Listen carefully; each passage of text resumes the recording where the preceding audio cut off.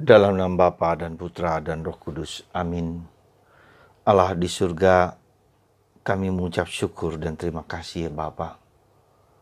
Kami menjadi Katolik, dibaptis karena para rasul yang menyebarkan kemana-mana. Kami bersyukur bahwa kami boleh mengimani Yesus. Semoga iman kami itu tumbuh berkembang menjadi kuat. Dan kami juga mewartakan kepada siapapun juga. Semoga sabda Allah yang disampaikan pada pada hari ini kepada Anda semakin menguatkan iman kita masing-masing. Terpujilah namamu kini dan sepanjang masa. Amin. Para saudaraku yang terkasih dalam Kristus, karya para rasul semakin lama semakin berkembang, semakin tumbuh. Bahkan Rasul Filipus diutus oleh malaikat untuk menyembuhkan seorang sida-sida dari Ethiopia. Maka di Ethiopia ada gereja Kristen yang sampai sekarang tumbuh sejak zaman itu. Ya. Nah, jadi semakin menyebar kemana-mana. Dan sekali lagi itu juga karena berkat penderitaan, berkat penganiayaan dari orang-orang Yahudi kepada orang-orang Kristen awali.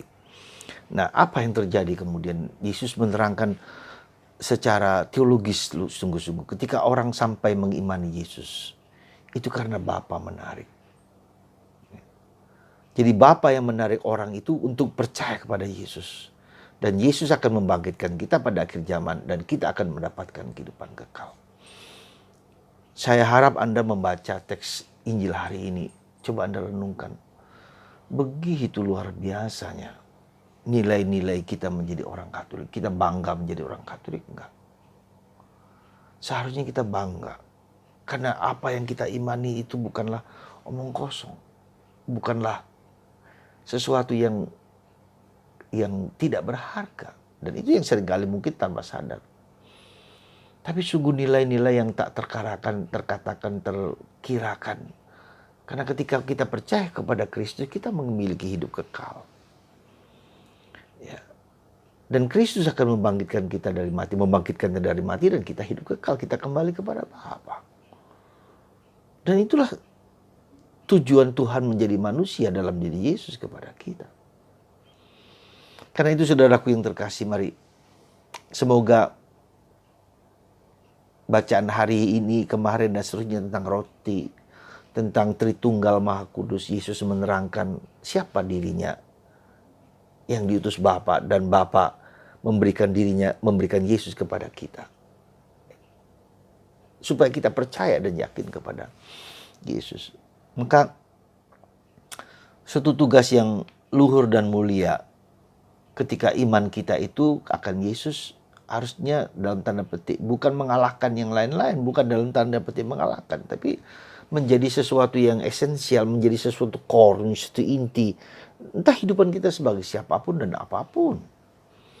Ya bukan soal mengalahkan atau tidak mengalahkan, tetapi di dalam pengalaman keseharian kita, dalam kehidupan kita sehari-hari, Yesus in the center of our life.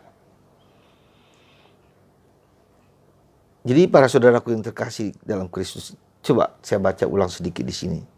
Tidak seorang pun dapat datang kepadaku, kata Yesus, jikalau ia tidak ditarik oleh Bapa yang mengutus aku. Dan ia akan kubangkitkan pada akhir zaman. Coba lihat. Kalau seandainya kita mendengar itu dan meresap itu saja dalam hati kita, maka sungguh-sungguh kita bersyukur gitu loh. Ya, tapi bukan hanya sekedar bersyukur, tetapi menjadi sesuatu panggilan juga untuk mewartakan kepada orang lain. Apa yang kurasakan bahagia, membahagiakan, bernilai, berharga, itu juga harus kubagikan kepada orang lain. Tidak cukup hanya narsisme saya begini, saya diselamatkan, saya ditebus. It's not enough. Ya. Hal itu tidak berarti bahwa ada orang yang telah melihat Bapa. Hanya dia yang datang dari Bapa. Dialah yang telah melihat Bapa. Aku berkata kepadamu, sesungguhnya barang siapa percaya, ia mempunyai hidup yang kekal.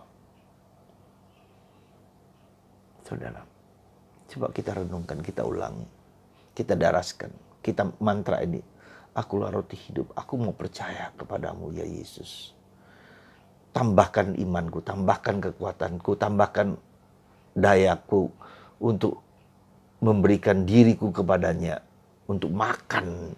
Ya, makan itu bukan hanya dalam arti secara fisik saya makan sesuatu, tapi Yesus itu menjadi makananku, menjadi di mana aku berdialog, bergaul, di mana aku mengenali rohnya, pribadinya, segala-galanya, untuk ku kenali, untuk ku cintai, untuk ku persembahkan, everything lah. God is enough, kata Teresa Avila. Kenapa God is enough? Kenapa Tuhan cukup bagi kita? Kemarin saya sudah terangkan dalam refleksi saya. Tapi saya mau mengatakan juga, segala kebutuhan kita apapun juga ya, hanya terpenuhi secara memuaskan dalam Yesus. Apa sih kebutuhan kita? Dicintai, disayangi. Anda dicintai suami, dicintai istri, dicintai orang tua, it's good. Harus begitu memang. But this not enough. Sampai kapan orang tua mencintai kita? Sampai kapan orang tua atau suami istri saling mencintai? Banyak perselingkuhan. Banyak kebohongan-kebohongan. 100%. Semoga saudaraku terkasih. Saya tidak mau berpanjang lebar mengenai hal itu, tetapi saya hanya mau mengajak Anda untuk mengulangi kata-kata itu dalam hati. Teruskan. Ya, karena ini bukanlah yang mudah. Yesus, engkaulah roti surgawi. Yesus, engkaulah roti surgawi. Datanglah kepadaku. Masuklah dalam hatiku, jiwa ragaku. Supaya aku mengalami engkau. Demikianlah saudaraku terkasih. Semoga pada tanggal 30 April ini kita diajak untuk meresapi sabda yang luar biasa itu pada hari Kamis. Ya. Jadi saya harap Anda tidak menyesal menjadi Katolik. Bersyukurlah menjadi Katolik. Dan jangan gantikan kekatolikan kita dengan yang lain. Sebesar apapun, seharga apapun. Ya. Karena pada akhirnya Tuhan akan datang dan membantu kita. Asal kita mau membantu, terbuka kepadanya. Saya yakin. Semoga Tuhan memberkati kita semua. Bapa di surga, berkatilah anak-anak-Mu yang menonton, mendengarkan sabda ini. Supaya mereka mengalami kehadiran Tuhan yang nyata dalam berupa roti.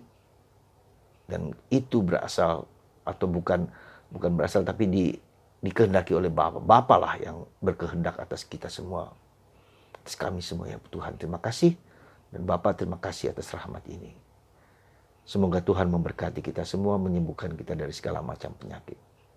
Berkat-Mu atas kami, dan darah Kristus, air Kristus dari lambungnya, membasuh luka-luka hati kami. Bapa, Putra, dan Roh Kudus. Amin.